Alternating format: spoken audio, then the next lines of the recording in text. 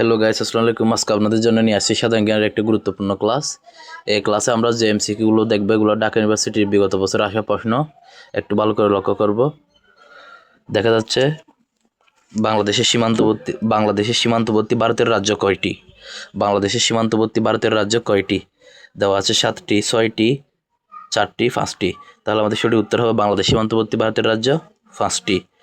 বাংলাদেশের সবচেয়ে উত্তরের জেলা কোনটি? পঞ্চগড়, কুড়িগ্রাম, শেরপুর, দিনাজপুর। বাংলাদেশের সবচেয়ে উত্তরের জেলা হবে পঞ্চগড়। বাংলাদেশের সবচেয়ে উত্তরের জেলা পঞ্চগড়। বাংলাদেশের রাজনৈতিক সমুদ্রসীমা কত?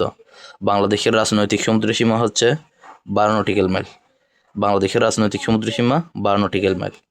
কয়টি দেশের সাথে বাংলাদেশের সীমান্ত রয়েছে? বাংলাদেশের সাথে 2টি দেশের সীমান্ত রয়েছে, ভারত এবং মিয়ানমার। তাহলে সঠিক উত্তর হবে 2।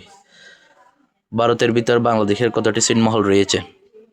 ভারতের ভিতর বাংলাদেশের 51টি ছিটমহল রয়েছে।